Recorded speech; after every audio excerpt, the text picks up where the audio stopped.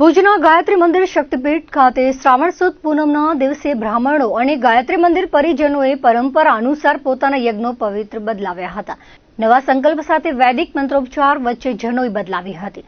અંદાજિત 125 જેટલા ભૂદેવોએ ભાગ લીધો હતો. આ વેળાએ ગાયત્રી શક્તિપીઠના મેનેજિંગ ટ્રસ્ટી નરેન્દ્ર સોની, ટ્રસ્ટી રતિલાલ સીતાપરા, ચંદ્રશેખર વોરા, રામલાલ ઠક્કર, વિનય દવે વગેરે હાજર રહ્યા હતા. શ્રાવણી પર્વ જેવી રીતે પૂનમના રક્ષાબંધન આવે છે, એવી રીતે બ્રાહ્મણો માટે અને જે અમારા ગાયત્રી પરિવારના તમામ પરિજનો છે તે બધા પરિજનો આજે જનોઈ પરિવર્તનનો કાર્યક્રમ રાખે છે. એ અનુસંધાને આજે ગાયત્રી શક્તિપીઠ ભુજમાં જનોઈ પરિવર્તનનો કાર્યક્રમ રાખવામાં આવેલો છે.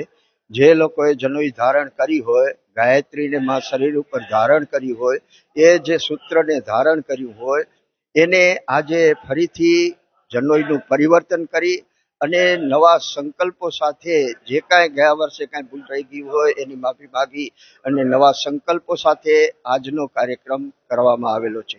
આજના કાર્યક્રમમાં 125 જણા લગભગ ઉપસ્થિત છે અને બધાએ જનોઈ પરિવર્તન કરવા માટે આવે છે. સામવેદી બ્રાહ્મણો જેમ છે એ ભાદરવામાં બદલાવે છે.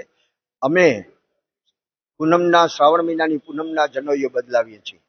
આજે મારી સાથે ટ્રસ્ટી શ્રી રતિલાલભાઈ સીતાપરા, શ્રી ચંદ્રશેખરભાઈ વોરા, રામલાલભાઈ ઠક્કર અને વિનયભાઈ દવે તથા ડોડિયાભાઈ આજે અમારી સાથે ઉપસ્થિત છે તથા ગાયત્રી પરિવારના મોટા પરિજનો આજે જનોઈ પરિવર્તન માટે ઉપસ્થિત છે.